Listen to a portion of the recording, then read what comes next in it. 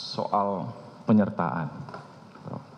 Di dalam dakwaan dalam perkara ini, salah satu dakwaan menggunakan ketentuan pasal 55 ayat 1 ke 1 Delming soal penyertaan. Bisa ahli jelaskan apa itu penyertaan dan bagaimana kriteria ukuran-ukuran dalam konteks penyertaan?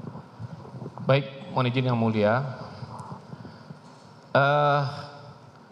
Penyertaan itu adalah sesuatu yang menunjukkan bahwa tindak pidana itu dilakukan oleh lebih dari satu orang sebagai pelaku. Jadi dalam hal suatu tindak pidana dilakukan oleh lebih satu orang sebagai pelaku, maka itu akan berkaitan dengan sebuah ajaran dalam hukum pidana yang disebut dengan penyertaan atau deelneming dalam bahasa Belandanya. Nah, ketentuan tentang deelneming itu di dalam KUHP existing itu diatur dalam pasal 55 dan pasal 56 KUHP. Dalam pasal 55 itu ada beberapa kategori orang yang dianggap sebagai pelaku. Yang pertama adalah orang yang melakukan sendiri atau pleger, ya. Kemudian yang kedua adalah orang yang menyuruh orang lain melakukan atau doenplegen. Kemudian yang ketiga adalah turut serta melakukan atau medeplegen. Kemudian yang keempat adalah menggerakkan atau menganjurkan orang untuk melakukan kejahatan dengan cara-cara seperti yang disebutkan dalam pasal 55 itu, ya, yang dikenal dengan sebutan leadlocking. Kemudian yang terakhir adalah membantu melakukan atau medeplichten. Itu bentuk-bentuk dari penyertaan yang dikenal di dalam ajaran deelneming yang diimplementasikan dalam ketentuan pasal 55 dan 56 KUHP. Dapat saudara ahli jelaskan lebih lanjut untuk penyertaan medepleger, apa syarat-syarat untuk terpenuhinya konsep medepleger dalam konteks kepelakuan? Untuk medeplegen. Khusus untuk medepleger. Baik.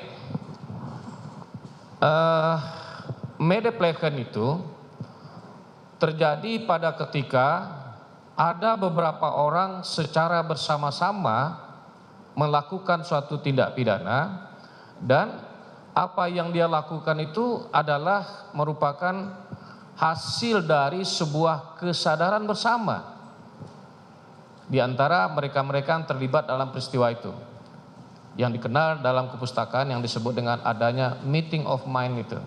Jadi ada semacam kesadaran bahwa mereka saling bekerja sama. Nah, kemudian yang perlu diperhatikan dalam kaitannya dengan medeplegen itu adalah bahwa tidak mungkin semua pelaku peserta itu akan mewujudkan semua unsur delik. Bisa terjadi bahwa satu orang memenuhi sebagian unsur delik, sebagian orang lagi memenuhi sebagian unsur delik yang lain, ya. Nah, akan tetapi meskipun demikian, saya beri contoh misalnya si A dan si B.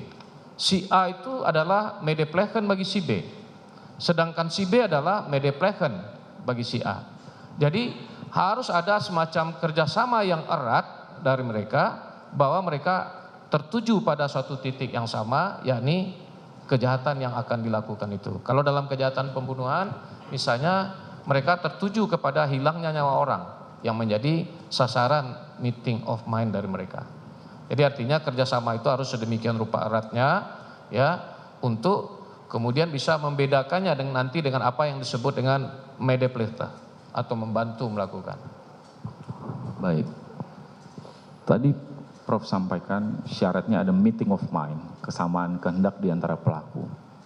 Kehendak untuk bekerja sama, ya, itu mesti sama, semua punya kehendak yang sama. Apakah juga maksud kehendak ini kehendak untuk mewujudkan akibat delik? Artinya semua pelaku peserta punya kesadaran dan keinginan kalau 340 untuk menghilangkan nyawa dari si korban. Itu harus ada atau bagaimana? Ya, betul. Jadi semuanya harus tertuju kepada kehendak yang sama. Ya, ini timbulnya akibat kalau dalam 340 dan 338 hilangnya nyawa orang yang mereka tuju.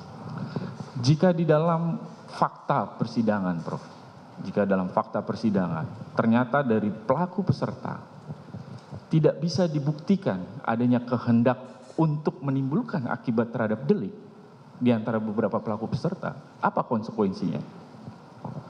Kalau dia tidak memiliki kehendak yang sama untuk menimbulkan akibat dari suatu tindak pidana, tentu dia tidak bisa dikategorikan sebagai medepleken. Dia tidak bisa dikatakan sebagai telah turut serta melakukan tindak pidana tersebut. Demikian. Baik. Masih berkaitan dengan peserta-peserta dalam bersama-sama media player ini, Prof.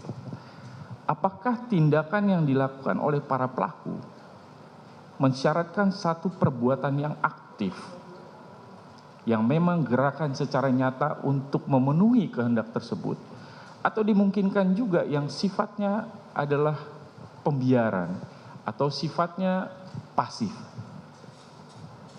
Mohon penjelasan dari ahli. Dalam berbagai literatur yang saya baca, ya, di situ dijelaskan bahwa kerjasama itu harus ditunjukkan dengan adanya kerjasama fisik secara aktif.